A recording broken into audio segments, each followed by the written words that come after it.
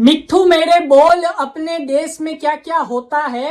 चोर करे रखवाली और सिपाही सोता है। मिट्ठू मेरे बोल, अपने देश में क्या क्या होता है। योगी आदित्यनाथ जी को धमकी भरा मैसेज आया है और यह मैसेज मुंबई पुलिस की एक हेल्पलाइन नंबर पे आया है और ये एक व्हाट्सएप मैसेज है जिसमें कहा गया है कि 10 दिन के अंदर योगी जी अपना चीफ मिनिस्टर का पद छोड़ दे, वरना उनका भी हाल बाबा सिद्दीकी जैसा ही होगा। अब मैं ये कह दूं कि योगी जी यूपी के चीफ मिनिस्टर है। मुंबई पुलिस इसकी इन्वेस्टिगेशन कर रही है कि किसने धमकी दी है, लेकिन मैं कह दूं जिसने भी धमकी दी है उसने ये जानबूझ के धमकी दी है, या तो फेमस होने के लिए या तो एक और कंट्रोवर्सी क्रिएट करने के लिए, क्योंकि योगी जी यूपी में रहते हैं और उसने धमकी दी है महाराष्ट्र में।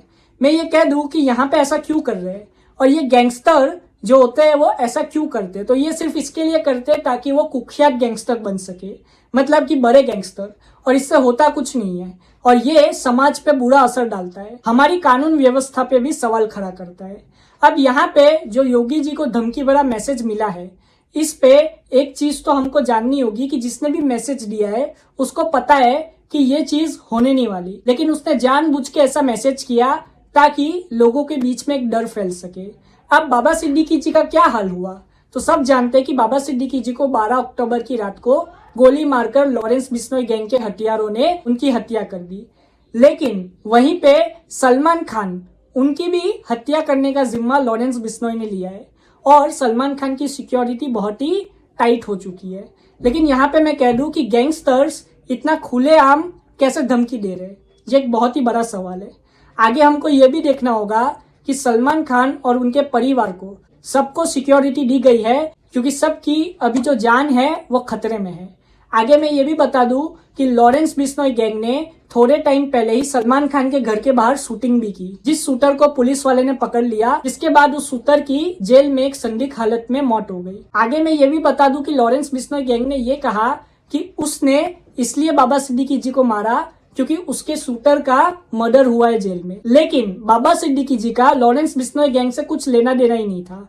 उनका प्लान जिशान सिद्दीकी जी को भी मारने का था, लेकिन जिशान सिद्दीकी जी बच गए। सलमान खान की जान अभी खतरे में है। यहाँ पे हमको ये देखना होगा कि सलमान खान बॉलीवुड के एक बहुत ही बड़े स्टार है और योगी आदित्यनाथ सब जानते हैं कि यूपी के चीफ मिनिस्टर के साथ साथ बीजेपी का एक बहुत ही बड़ा चेहरा है और हिंदुत्व का भी बहुत ही बड़ा चेहरा है, इसीलिए शायद उनको ऐसी धमकी दी गई।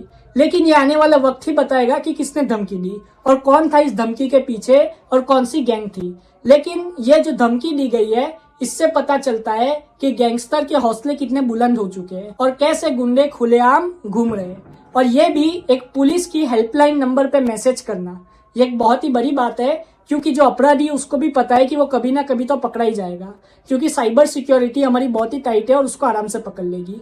अब आगे मैं ये बात बता दूं कि ये कोई मैसेज कोई गैंगस्टर्स नहीं करता, उसके गैंग का कोई आदमी करता है जानबूझ के, क्योंकि गैंगस्टर जो होते हैं वो तो आराम से बैठे रहते साइड पे, वो कोई भी अपने गैंग के आदमी को पकड़ते हैं और उससे कहते हैं कि तू ऐसा मैसेज कर तेरे नंबर से, और फिर शायद वो नंबर तो वैसा अननोन नंबर होता है, पकड़ में नहीं आता जल्दी, लेकिन जैसे ही पकड़ में आता है वैसे ही पता चलता है कि वो गैंगस्टर ने मैसेज नहीं किया था, लेकिन उसके गैंग के आदमी ने मैसेज किया था और उसके गैंग के आदमी को जेल में जाना पड़ता है, ना कि वो गैंगस्टर को। तो यही पूरा खेल होता है और हमको ये भी जानना होगा कि योगी आदित्यनाथ जी की सिक्योरिटी वैसे भी बहुत ही टाइट है और योगी आदित्यनाथ जी बिल्कुल सेफ है, ऐसा मुंबई पुलिस ने भी कहा है। अब आगे आने वाला वक्त ही बताएगा कि अपराधी कौन था और मैसेज किसने किया था। आप अपनी राय कमेंट में जरूर बताएं। जय हिंद।